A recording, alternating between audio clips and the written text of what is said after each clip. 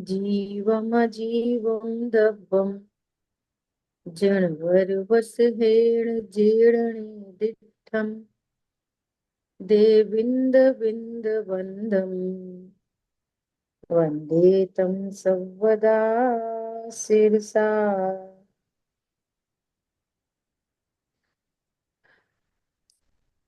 द्रव्य संग्रह जी ग्रंथ।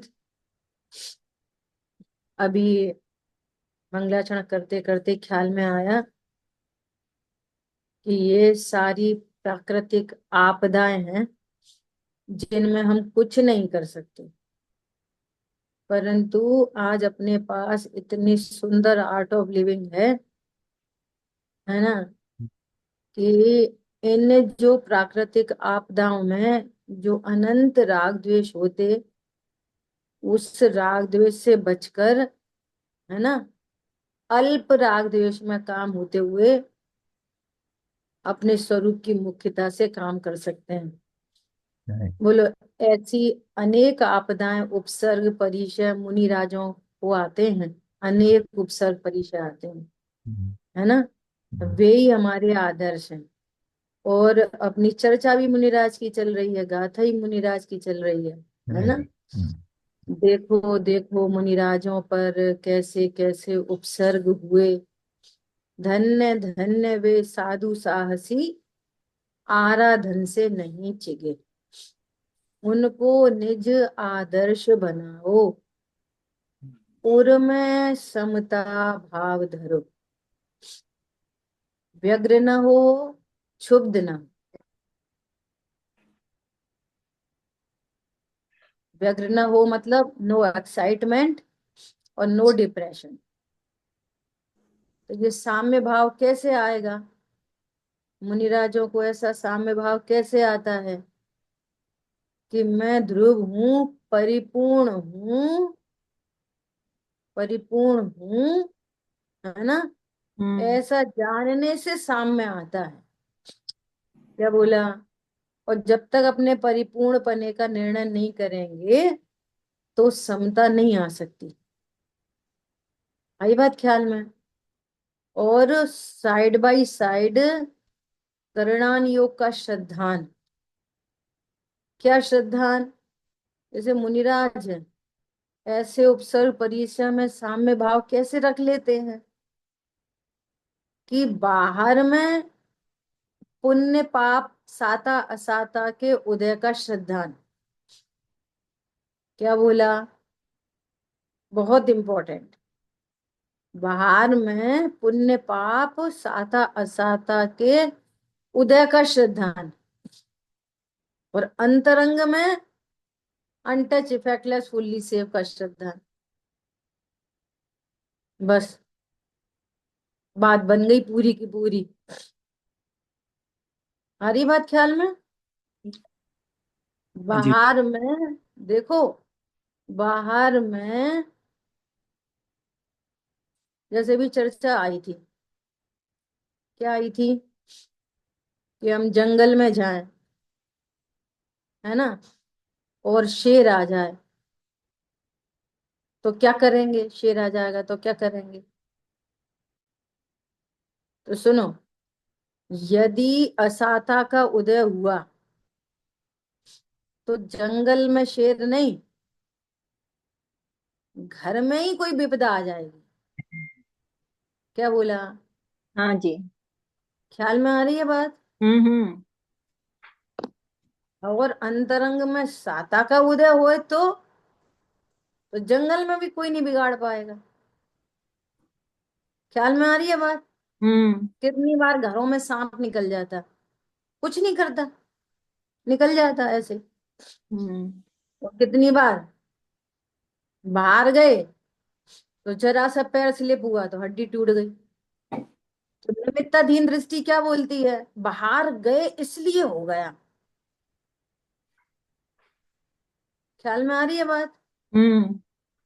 तो ये कर्णानियों का श्रद्धा कि ये जो बाह्य आपदाएं हैं कुछ भी, वे भी तभी कार्यकारी हो सकती हैं जब हमारा असाता का उदय हमारा हो। ख्याल में आई बात? और वो कहीं भी आ सकती है आपदा तो। घर हो, बाहर हो, ट्रेन हो, हेलीकॉप्टर हो, हवाई जहाज हो, बाथरूम हो, जरा सा बाथरूम पैर स्लिप हो गया, लो, ब्रेन हम्म। हेमरेज हो, काम खत्म। है, और इतना बड़ा अर्थक्वेक हो गया, और 4 साल की बच्ची 3 दिन के बाद भी सही सलामत निकल रही है। सोचो। हम्म। असाता का उदय, साता का उदय और आयु कर्म, हम्म। ये इंटरनल फैक्टर है। और हम सीधे सीधे मर देते दूसरे के ऊपर। नो कर्म। नो कर्म नियामक कारण नहीं होता। नियामक निमित्त कारण कौन होएगा?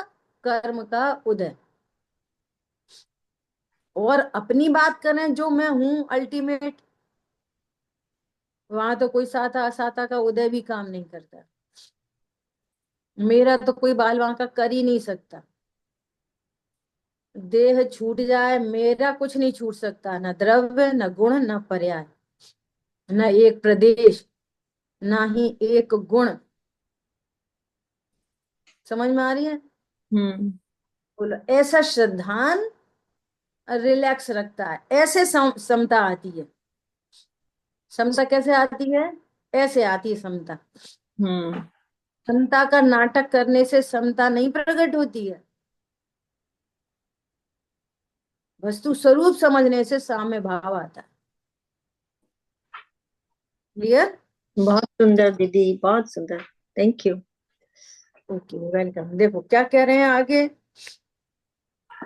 कि एक बार गाथार्थ पढ़ लेते द्वारा से। दर्शन और ज्ञान से पूर्ण मोक्ष मार्ग स्वरूप सदा शुद्ध ऐसे चारित्र को जो साधता है, वह मुनि साधु परमेष्टि है। उनको मेरा नमस्कार हो। है ना? टीका पे भी अपनी चर्चा हो गई थी। अभी देखो विशेष में क्या कहते हैं। दर्शन, ज्ञान, चारित्र और तप का जो उद्योतन, उद्योग, निर्वहन, साधन और निस्तरण, ये सब टेक्निकल शब्द हैं। इनका अर्थ सिर्फ इतना है कि दर्शन, ज्ञान, चारित्र और तप, है ना, इनमें व्यवसाय होना, उद्योत, है ना, ये इनका साधन होना, अर्थात ये प्रकट होना, उसे सत्पुरुषों ने आराधना कही है।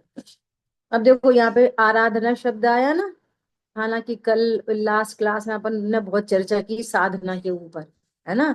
साधु रत्नत्रय को साधते हैं। तो एक सिंपल दृष्टांत लेके कि चीनी, चीनी को साधी जाती है कि मिठास को साधी जाती है। यहाँ जानना, विश्वास करना, उसका आनंद होना, यही साधना है।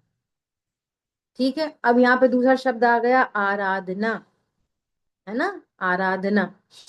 तो ये सम्यक दर्शन, सम्यक ज्ञान, सम्यक चारित्र, ये पर्याय है ना। सम्यक तप, यहाँ पे 4 चीजें ले ली, है ना।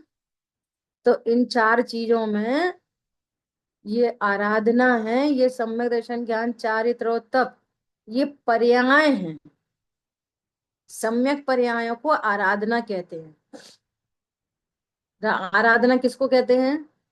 सम्यक दर्शन, सम्यक ज्ञान, सम्यक चारित्र, सम्यक तप, ये 4 प्रकार की आराधना। ठीक है। और इसी में यदि वीर जोड़ दिया जाए तो बोलेंगे 5 प्रकार के पंचाचार। ख्याल में आ रही है बात? वही पहले जो बात कही जा चुकी है कि अब मुनिराजों का स्वरूप बताना है तो 4 आराधना कह दी। आचार्यों का स्वरूप बताना है तो पंचाचार कह दिए। उपाध्याय का स्वरूप बताना है तो हे उपाध्याय की बात बता दी। ठीक है। लेकिन बात तो कॉमनली एक ही है। ठीक है। और रत्नत्रय कहना हो तो 3 ही कह देंगे, सम्यक दर्शन, ज्ञान, चारित्र। ठीक है। रत्नत्रय कहेंगे तो क्या बोलेंगे? सम्यक दर्शन, ज्ञान, चारित्र, रत्नत्रय 3। और 4 की बात आएगी तो क्या बोलेंगे? सम्यक दर्शन, ज्ञान, चारित्र में तप और जोड़ दो, सम्यक तप, तो हो गई आराधना। और उसी में एक वीर्य और जोड़ दो तो क्या हो जाएगा? पंचाचार। ठीक है। अनिला बहन, आपका हैंड रेज है, कुछ पूछना है आपको? हाँ दीदी, आप तप और संयम, उसमें क्या, कैसे भेद कर सकते हैं, और उसमें भेद है कि नहीं है? हाँ, देखो, तप और संयम में एग्जैक्टली तो कोई भेद नहीं। ठीक है, दोनों ही चारित्र गुण की शुद्ध परिणति हैं। अब बाह्य संयम, इसको संयम कह देते हैं उपचार से। ऐसे ही बाह्य तप को, भूखे प्यासे रहने को उपचार से तप कहते हैं, है ना, व्यवहार ने से तप कह देते हैं दोनों को। तो वो बात तो यहाँ पे चल नहीं रही। तप मतलब इच्छा का निरोध, सो तप। नास्ति से अस्थि से स्वरूप में प्रतपन, परिभाषा ही है ना। तो स्वरूप में प्रतपन मतलब स्वरूप का आनंद, इसका नाम संयम है ना। इसी प्रकार, नहीं, इसका नाम तप है। इसी प्रकार कि संयमन, संयम मतलब संयमन, अपने को संयमित करना, है ना। तो कैसे संयमित करेंगे, कि मैं तो ज्ञान स्वरूप हूं, ये संयमन हो गया, अपनी सीमा में आ गए, अपनी सीमा पता चल गई। ठीक है, ये संयम हो गया। और संयम की वृद्धि हुई तो देश संयम आ गया, तो इसको पंचम गुण स्थानवर्ती कहते हैं। ठीक है, और एक कषाय का और अभाव हुआ तो सकल संयम आ गया। तो संयम के भेद तो ऐसे बन जाएंगे। चौथे गुण स्थान में अविरति, है ना, लेकिन वहां पर भी संयम है। चौथे गुण स्थान में भी संयम है, अध्यात्म से कहने वाला संयम है, चरणान योग से देखने वाला संयम नहीं है। क्या बोला? अध्यात्म से देखने वाला संयम तो है, क्यों? अनंतानुबंधी का अभाव हुआ है, तो अन्याय अनीति अवक्ष गया है उसके जीवन में से। तो अध्यात्म का संयम है चौथे गुण स्थान में, और बाहर से नहीं दिखता तो अविरति कहते हैं। और फिर देश संयम पंचम गुण स्थान वर्ती, और सकल संयम महामुनिराज। ठीक है, लेकिन तप में तप संज्ञा मुनिराजों को ही मिलती है, ये थोड़ा डिफरेंस कहना। क्या कहा? गृहस्थों को तप संज्ञा नहीं मिलती, ऐसा नहीं बोलेंगे देश तप और सकल तप। देश संयम सकल संयम तो कहते हैं, लेकिन उनको ये तप संज्ञा लागू नहीं पड़ती। जबकि जबकि अपन को बहुत ब्रॉड वे में सोचना चाहिए, ब्रॉड माइंडेड कहते हैं, रूढ़ी से चिपकना नहीं चाहिए, बात को समझने की कोशिश करना चाहिए। भले ही मुनिराजों को तप संज्ञा है, लेकिन जितने कषाय का अभाव हुआ है, जितनी इच्छाओं का निरोध हुआ है, उतना तप गृहस्थ को भी है। ख्याल में आ रही है बात? हाँ जी। उतना तप अनंत अनुबंधी इच्छाओं का अभाव हुआ, प्रत्याख्यान का अभाव हुआ, तो उतना तप तो गृहस्थ को भी है। लेकिन ऐसा कहते नहीं है कि गृहस्थ गृहस्थी वाला है सो तप, ये तपस्वी है। ठीक है, अब देखो एक एंगल और तप का, कि स्वाध्याय को परम तप कहते हैं, ये सबने सुना है, स्वाध्याय परम तप। अब अभी अपन सब स्वाध्याय कर रहे हैं, तो अभी अपन सब कौन है? तपस्वी, तप कर रहे हैं। अब हमारे ज्ञान में तप के नाम से वो ही प्रसिद्ध है, क्या? भूखे रहना, प्यासे रहना, पंचाग्नि तप तपना, और ऐसा पहाड़ पे चले जाना, यहाँ चले जाना। ये स्वाध्याय को परम तप कैसे कह दिया?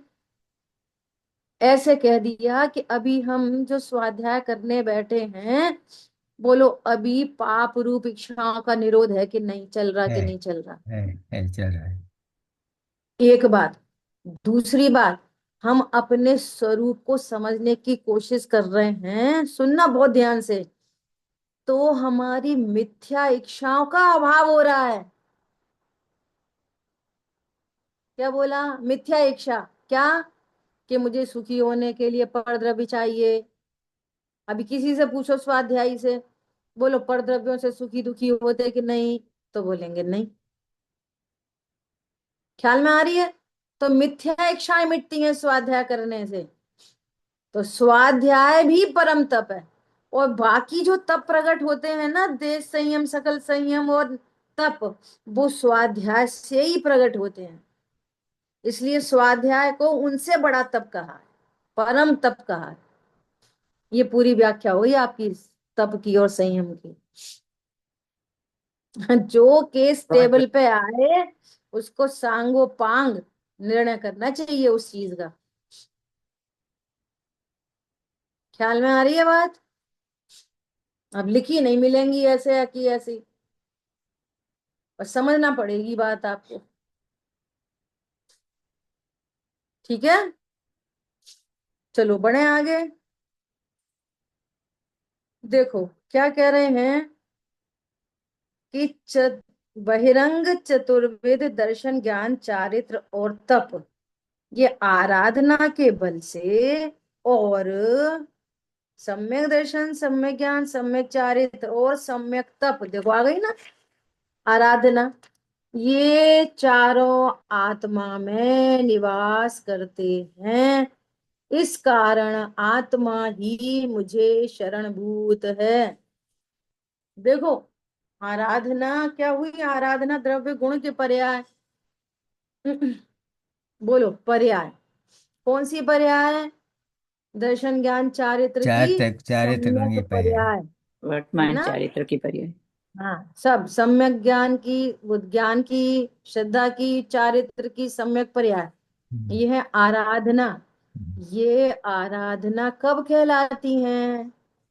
कि इनके इनके लक्ष्य में आराध्य तत्व हो। आराध्य, आराधना कब हो सकती है? एक है आराधना और एक है आराध्य। राज्य।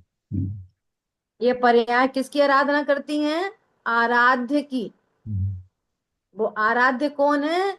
निज परमात्मा, त्रिकाली ध्रुव भगवान आत्मा। ख्याल में आ रही है बात? तब होती है आराधना। आराध्य को जाने बिना आराधना होती होती नहीं। नहीं। आराध्य को जाने बिना आराधना नहीं होती, है आराधना ना? साधन है और हाँ, बहुत अच्छा। आराधना साधन है, आराध्य वस्तु साध्य साध्य है। है। ऐसा, आराध्य को जाने बिना आराधना होती नहीं। आराध्य की पहचान से, आराध्य की पहचान से आराधना होती नहीं। आराध्य की पहचान हो गई और कदाचित अशुभ भाव चल रहे, तो भी आराधना खोती नहीं, क्योंकि आराध्य की पहचान हो गई। युद्ध के मैदान में आराधना खोती नहीं है। समझ में आ रही है? और आराधकों के संग से आराधना सोती नहीं। जब संग में रहते हैं ना, संग में, तो क्या रहते एक दूसरे से मोटिवेट होते रहते हैं। इसलिए समागम करो, ये उपदेश दिया जाता है। क्या करो? समागम में रहो। तो समागम में क्या होता है? आराधक मिलते हैं बहुत सारे, तो आराधकों से मोटिवेशन मिलता रहता है, तो आराधना सोती नहीं है। और पूर्ण आराधन बिना मुक्ति बधु वर्ती नहीं। और जब तक ये आराधना पूर्ण नहीं होती, तब तक मुक्ति बधु गले में वरमाला नहीं डालती। ख्याल में आ रही है बात? अगर आराधना अपूर्ण रह गई तो क्या होगा? डिमोशन हो जाता है, तो चौथे गुण स्थान में आ जाता है। आ रही है बात ख्याल में? ऐसा। तो क्या बोल रहे हैं? इस गाथा में कथित अभ्यंतर ऐसी निश्चय चतुर्विध आराधना के बल से बाह्य अभ्यंतर मोक्ष मार्ग, जिसका, जिस बाह्य अभ्यंतर आराधना का दूसरा नाम है, उसके द्वारा जो वीतराग चारित्र के अभिनाभूत निज शुद्धात्मा को साधता है, अर्थात भाता है। क्या करता है? निज शुद्धात्मा को भाता है, साधता है ना, ये ऐसे शब्द है। अर्थ क्या है? मैं शुद्धात्मा हूं ऐसा जानता है, विश्वास करता है, और उसी में रमण करता है, उसी का से आनंदित होता है, निश्चिंत निर्भय होता है, वह साधु परमेष्टि है। उसे ही मात्र सहज शुद्ध सदानंद नित्य आनंद की अनुभूति जिसका लक्षण है, ऐसा भाव नमस्कार और णमो लोय सव्व साउणम, ऐसा द्रव्य नमस्कार हो। क्या बोल रहे हैं? पहले साधु परमेष्टि का स्वरूप बता दिया, फिर क्या कह रहे हैं कि ऐसे साधु परमेष्टि को जो नमस्कार करता है, पदस्थ ध्यान करता है, वो तो द्रव्य नमस्कार है। और उनके स्वरूप को जानकर ऐसे अपने नित्यानंद स्वरूप की अनुभूति करता है, वो भाव नमस्कार। समझ में आ गई बात? अपनी परिणति में मुनि भगवंतों के स्वरूप को जानना, उनके प्रति बहुमान होना, वो द्रव्य नमस्कार है। ख्याल में आ रही है बात? पदस्थ ध्यान जो है वो द्रव्य नमस्कार है, और उन जैसे अपने स्वरूप को भाना, नित्यानंद, सदा आनंद, सहज शुद्ध मात्र ऐसी अनुभूति जिसका लक्षण है, ये है भाव नमस्कार। ख्याल में आ रही है? ये भाव नमस्कार, द्रव्य नमस्कार किसको होता है? मुनिराज को कि हमको? हमारी बात हो रही है। हमको हमको ऐसे मुनि भगवान को स्वरूप हम स्वरूप को नमस्कार समझने करते के हैं। बाद हम हमारे द्रव्य को देखते हैं, तब भाव नमस्कार होते हैं। हाँ, और अपने स्वरूप को नहीं जाना और उन्हीं को मात्र नमस्कार किया, तो वो द्रव्य नमस्कार है, भाव नमस्कार नहीं हुआ। ख्याल में आई बात? जिससे बंद होता हो, जब तक बंद होता हो, वो द्रव्य नमस्कार है। और जैसे ही बंद की श्रृंखला टूटती है, तो वो भाव नमस्कार है। Simple as that. जब तक आत्म विकल्प चल रहे हैं ना, अरे मुनियों जैसा ही तो मैं हूं, मैं भी तो अशरीरी हूँ, मैं ज्ञान स्वरूप हूँ, ऐसे सविकल्प ज्ञान में विकल्प चल रहे हैं, है ना। और तब तक मंद कषाय मंद कषाय मंद कषाय ऐसा राग भाव उत्पन्न हो रहा है। तो बंद हो रहा है ना, भले ही मंद बंद हो रहा है, लेकिन बंद हो रहा है ना, तब तक द्रव्य नमस्कार है। कहाँ से शुरू होगा द्रव्य नमस्कार? मंदिर आने की जस्ट प्रोसेस में शुरू होएगा, सबसे स्थूलतम। फिर भगवान को बिना जाने ही नमस्कार करेगा, है ना। फिर अब भगवान को जानने लगेगा, फिर भगवान को जानकर अपने स्वरूप का चिंतन करेगा, फिर भेद विज्ञान करेगा। समझ में आ रही है? ऐसा बढ़ता हुआ शुभ भाव, वो सबसे शुरू वाला शुभ भाव है ना, ये सबसे लो क्वालिटी का शुभ भाव है। क्या बोला? Lowest one. और ये हाईएस्ट वन है। कौन सा? मैं परमात्मा हूं ऐसे विकल्प, ये शुभ भाव है। ये अभी यहां तक बंद होता है, और विकल्प टूटकर परिणति स्वभाव सन्मुख हो गई, निर्विकल्प हो गए, तो हुआ असली नमस्कार। आ रही है बात समझ में? बात तो दृष्टांत से समझ में आती है ना, ये भाव पकड़ में थोड़ी आते हैं। कैसे? हमने किसी महिला के हाथ में कंगन देख लिया, मंदिर गए तो कंगन देख लिया, इतना सुंदर कंगन, बहन जी कितने तोले का है? तो उसने बता दिया 3 तोले का। समझ गए? 30 ग्राम का। तो उसकी महिमा आ गई ना, महिमा। ये कितना सुंदर हम्म, है ना। हम्म, तो महिमा आ गई, मतलब ऐसा मुझे भी चाहिए। हम्म, ऐसे ही हमने देव शाहगुरु को देखा और उनके स्वरूप को जाना, तो महिमा आ गई। हम्म, क्या महिमा आ गई? कितने आनंद रीता में। है ना ज्ञान किसी चीज पे। हम्म, महिमा ही नहीं आई तो काय का द्रव्य नमस्कार भी नहीं है, महिमा ही नहीं आई उनकी। ये कैसी सुखी आत्माएं हैं बोलो। ये संसार समुद्र से पार हो गए, अनंत चतुष्टय में परिणमित है, प्रति समय आनंद आनंद प्रकट हो रहा है। ये कैसे मुनिराज हैं, मोक्ष मार्ग पे चल पड़े हैं। अल्पकाल में ये भी पूर्णता को प्राप्त होंगे। कैसी अलौकिक दशा है इनकी। ज्ञान रीझ जाए, पसंद आ जाए, तो लगता है मुझे भी चाहिए। अब वो पूरा गुणा भाव लगा रही है। मेरी एक अंगूठी टूटी पड़ी है, एक मेरी चेन वो बहुत पुरानी हो रही है, देखो अभी बना नहीं है। और उसने पूरा गणित लगा लिया कि 3 तोले का कंगन तो मैं भी बनवा सकती हूँ, इतना सोना तो मेरे पास भी है। ख्याल में आ रही है? इतना सोना मेरे पास भी है, ऐसा विचार करके उसको खुशी होने लग गई। होने लगी कि नहीं होने लगी? अब उसने ऑर्डर प्लेस कर दिया, अब दे आई, सब प्रोसेस चल रही है, उसकी खुशी बढ़ती जा रही है। और अब बन के आ गया, अब पहना, तो पहनने का कितना आनंद है। तो असली आनंद कब होएगा? जब पहनेंगे।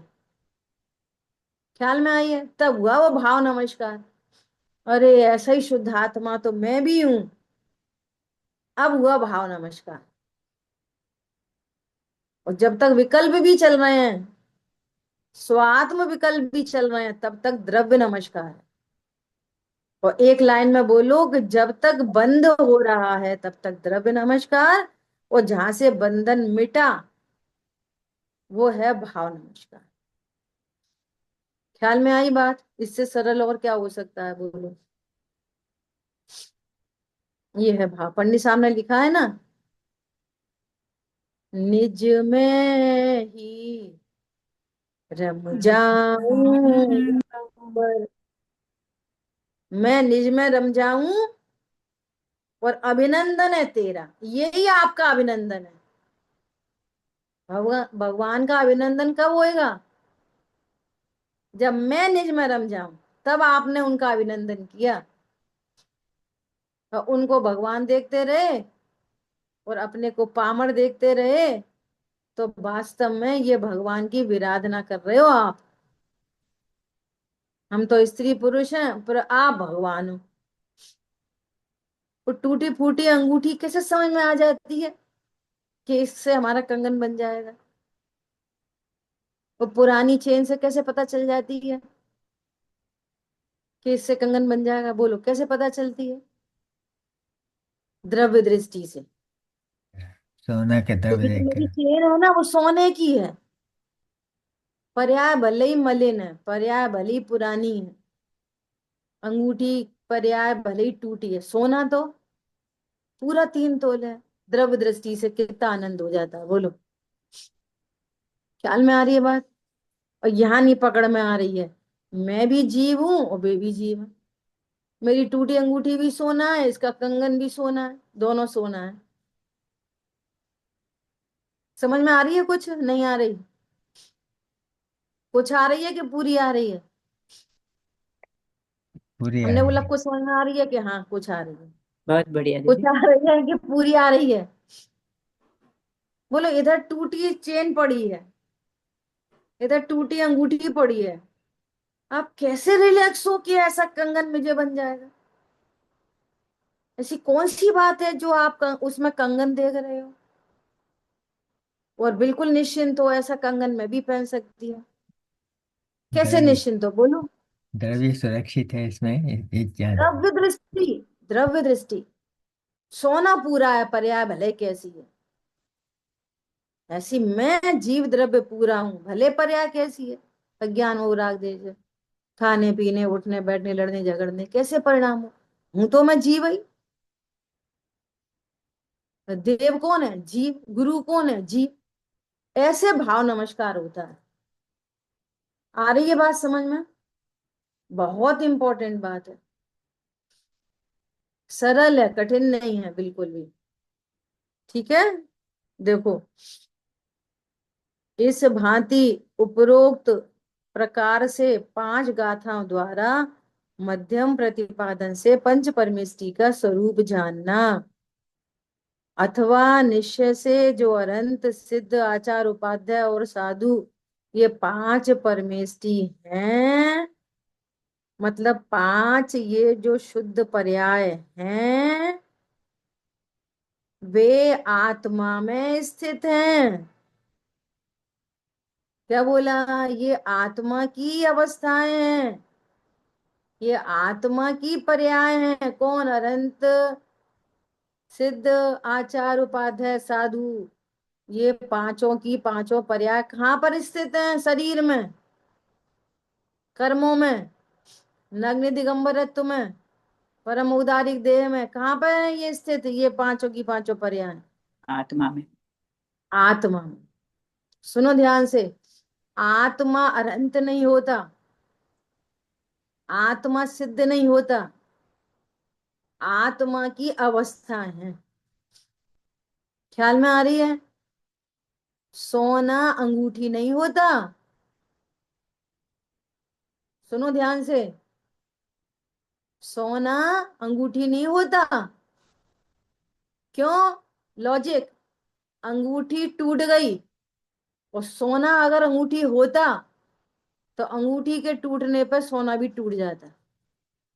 अंगूठी टूट गई, सोना नहीं टूटा।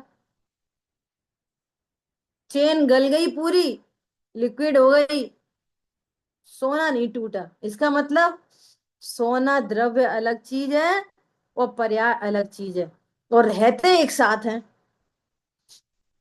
गजब की बात है, बहुत रहस्य है द्रव्य गुण पर्याय में।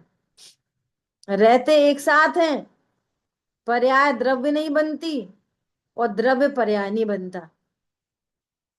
इतने निरपेक्ष रहते हैं और फिर भी साथ रहते हैं। पर्याय और द्रव्य कहीं अलग अलग नहीं है, एक ही क्षेत्र पर रहते हैं सब, द्रव्य गुण पर्याय, परंतु फिर भी इतने निरपेक्ष हैं। अदरवाइज अगर ये मोह की पर्याय द्रव्य के साथ मिल जाती तो जीव कभी भगवान नहीं बन सकता था। क्यों? वो उस मोह ने पूरे द्रव्य को मलिन कर दिया होता, क्रोध ने पूरे द्रव्य को खराब कर दिया होता, तो द्रव्य तो खराब ही नहीं हुआ, एज इट इज। जो मारीची में अनंत अनंत अनंत अनंत काल के बाद वो अभी अभी सिद्ध क्षेत्र में, ये शुद्ध पर्याय कैसे आई? मारीची की अवस्था में ध्रुव भगवान आत्मा खराब हो गया होता तो सिद्ध अवस्था में कैसे प्रकट होता? इसका मतलब ये जो पर्याय हैं वे आत्मा में रहती हैं, आत्मा इनमें नहीं रहता। समझ में आ रही है? द्रव्य में से निकलती है, पर्याय हाँ द्रव्य में से ही निकलती है, हाँ बट द्रव्य रूप नहीं होती है, ऐसा कहना है दीदी? हाँ बिल्कुल। अब निकलने का भाव भी समझो। निकलती मतलब कैसे निकलती है? बाहर चली जाती है।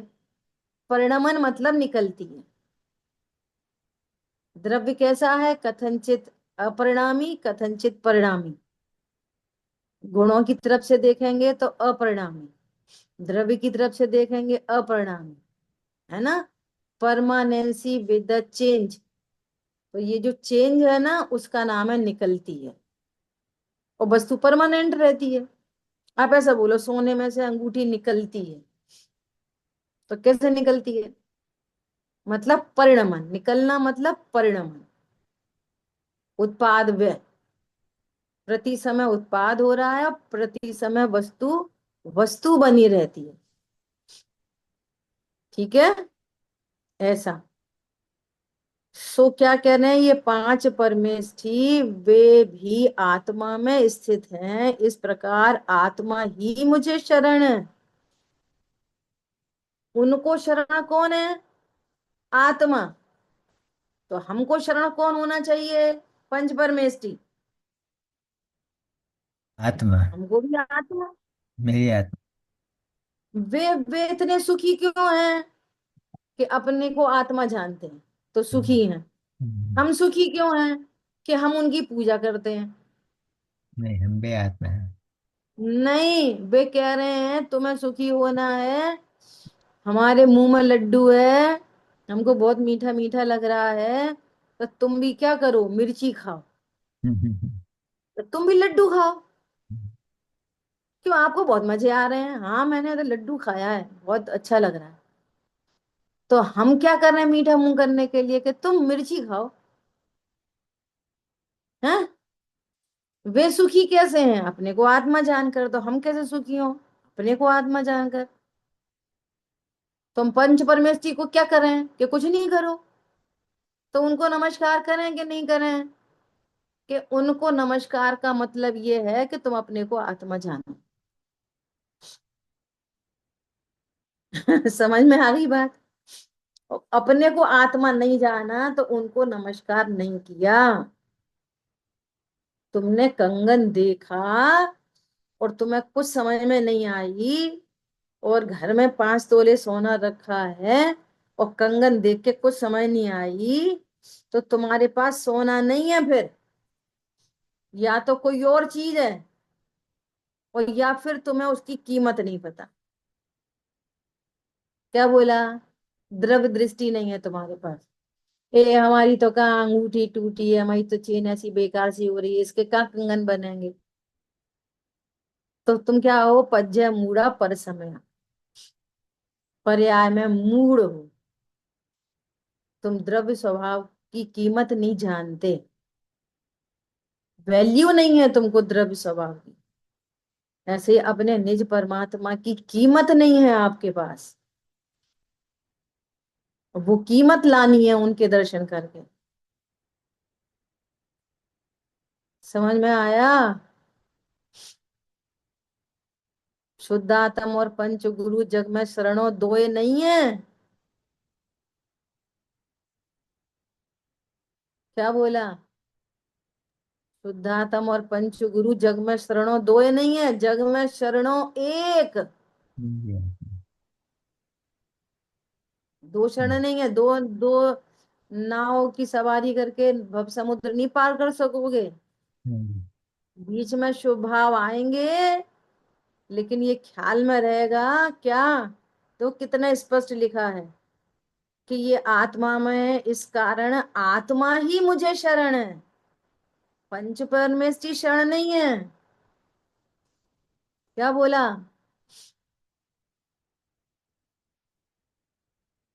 समझ में आ रही है बात।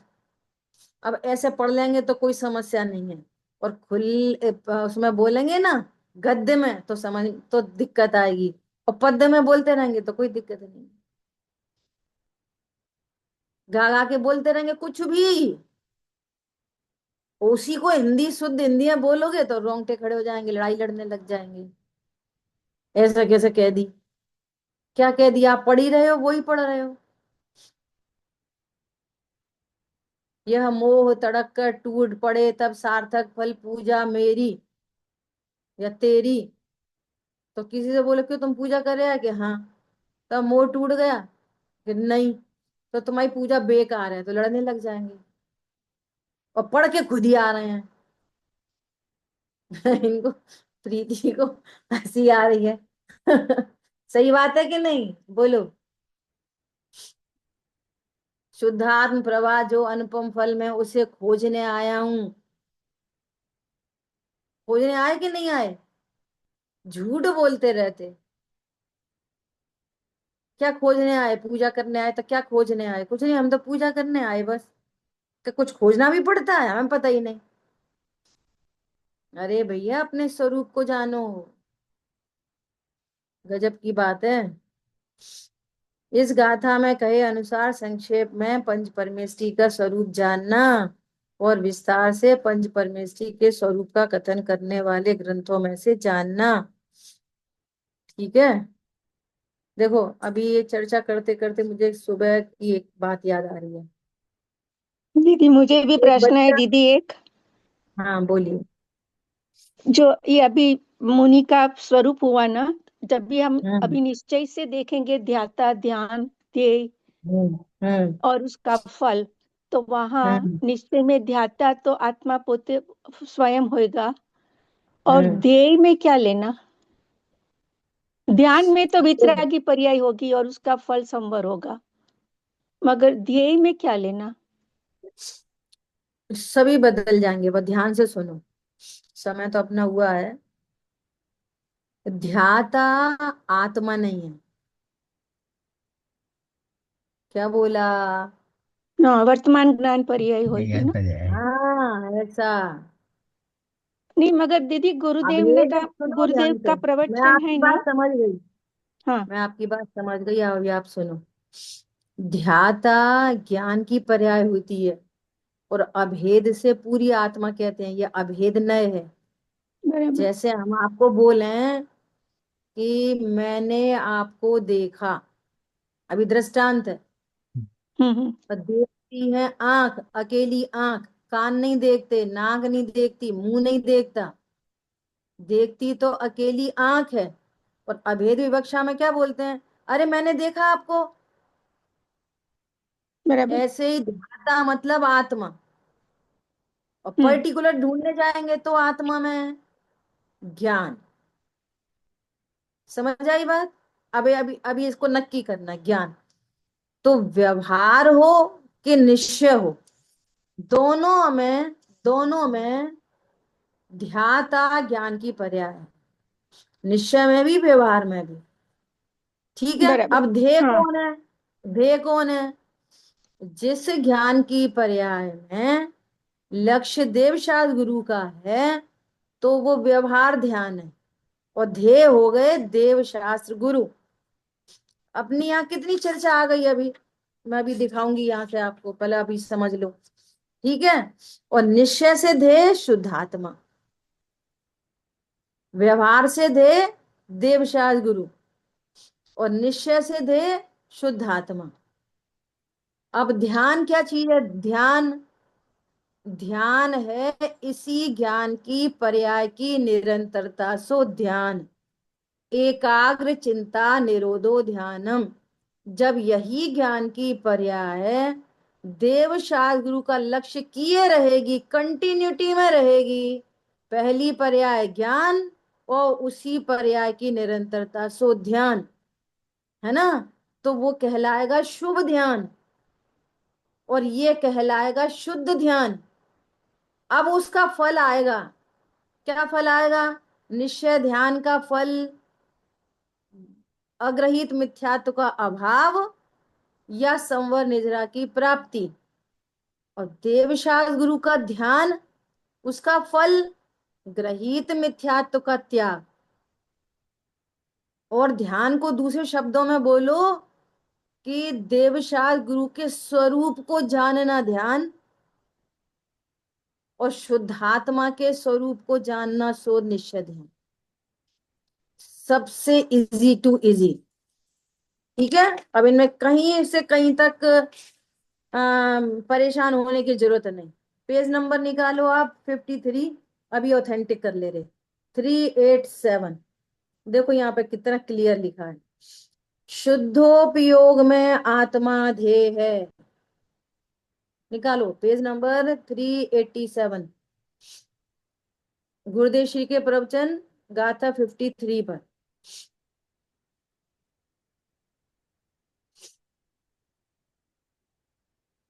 और पीछे, और पीछे। अच्छा, आपके में दूसरा पेज है ना? आप 53, आप 53 गाथा पर गुरुदेव श्री के प्रवचन निकालो। हाँ, ये तो 50 पे पहुंच गए, 10 पेजों का अंतर है। हाँ, बस बस बस बस बस बस, देखो थर्ड पैराग्राफ देखो उषा बहन। हाँ जी दीदी। शुद्धोपयोग में आत्मा ध्येय है। दो कितना क्लियर। उपयोग ज्ञान की पर्याय है, ध्याता। और ध्येय कौन है? शुद्धोपयोग में आत्मा ध्येय है, और शुभ भाव में पंच परमेष्टि ध्येय है। समझ आई? निश्चय में ध्याता आत्मा, स्वयं ध्येय। ध्याता आत्मा मतलब मैंने आपको देखा, आंख से देखा, और अभेद ने में बोल रहे हैं मैंने आपको देखा। ऐसी ज्ञान ने जाना, वो वास्तव में ध्याता है। और अभेद विवक्षा में कहते हैं आत्मा जानता है। अब आत्मा ही ध्येय है और आत्मा ही ध्याता है। ख्याल में आ गई बात? भेद करेंगे तो ज्ञान ध्याता है और आत्मा ध्येय है। ठीक है। हाँ और समझ गई दीदी। और फिर इधर लिखा है निश्चय में ध्याता आत्मा स्वयं ध्येय है और यथास्थित पदार्थ है। तो वो यथास्थित पदार्थ है, उसमें क्या लेना है? अरे ध्रुव, त्रिकाली ध्रुव यथास्थित पदार्थ है। हाँ तो दीदी मुझे कंफ्यूजन, वही मैंने भी ऐसे सोचा, मगर गुजराती में जो लिखा है ना उसमें यथास्थित पदार्थो लिखा है, पदार्थ नहीं लिखा है, इसलिए मुझे कंफ्यूजन हुआ। तो वो ये आप हिंदी वाला देखना। बराबर होएगा? हाँ ठीक है। ठीक है। समय अपना हुआ है। हाँ ठीक है, बहुत सुंदर। ओके। देखो ये जो शब्द आते हैं ना अभेद नय के, है ना, वास्तव में वस्तु तो अभेद ही है, और भेद करके जानना पड़ेगा, तो कोई हम्म। कंफ्यूजन नहीं होता। और ये अभेद अब स्वयं ही ध्येय और स्वयं ही ध्याता, तो ये स्वयं स्वयं में कैसे पता चलेगी? तो एक है ज्ञान और एक है त्रिकाली ध्रुव। जैसे कहते हैं निज में निज की शक्ति ज्वाला, और दो निज हो गई। तो एक हम्म। निज है ज्ञान और दूसरा निज है त्रिकाली ध्रुव। अभेद से लेना। उपयोग में उपयोग है, एक उपयोग है ज्ञान और दूसरा उपयोग है उपयोगवान। निज से निज को जानकर, निज में निज की शक्ति ज्वाला, दो दो निज आएंगी। आत्मा से आत्मा को जानना, ऐसे शब्द मिलेंगे आपको। तो एक आत्मा का मतलब है ज्ञान और दूसरी आत्मा का मतलब है त्रिकाली ध्रुव। हमेशा के लिए कंफ्यूजन नहीं रखना, हमेशा के लिए पक्का करना। और ध्यान हमेशा ज्ञान की निरंतरता को ध्यान कहते हैं। उपचार से वीतरागता को भी ध्यान कहा जाता है। बराबर। वो उपचार है वो। और हम्म। और परिभाषा ही है एकाग्र चिंता निरोधो ध्यानम। एक के अग्र होना, कंटिन्यूटी बनी रहना, उसका नाम ध्यान है। अब अशुभ ध्यान, शुभ ध्यान, शुद्ध ध्यान, आत रौद्र ध्यान अशुभ ध्यान है। ज्ञान की निरंतरता है ना पत्नी बच्चों में, खाने पीने में, तो वो आर्त रौद्र ध्यान में चला जाता है। निरंतरता तो है ना ज्ञान की, बराबर।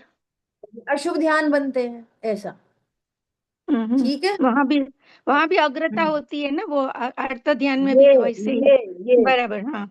और दीदी हाँ कल ना जरा थोड़ा व्यवहार रत्न त्रय से आपने जो श्रद्धा ज्ञान चारित्र से पहले समझाया है, मगर मैं सोचती थी ना, तो मुझे एक दो प्रश्न है उसमें, तो कल जरा लेना। हाँ, तो फिर आप रोज आया करो, हाँ जी। ब्रेक चल, करके आते हो। ऐसे मैं ठीक अपना है। स्वाध्याय करती हूँ, गुजराती में थोड़ा ज्यादा रहता है तो। ठीक है ओके। ठीक है। जिन वाणी के ज्ञान से सूझे लुकालो, वो वाणी मस्तक नमी सदा दे तुम दो। बोलिए द्वाक्षामयी जिनवाणी माता की जय हो। जय जय जिनेन्द्र। जय हो। जय जय हो। जय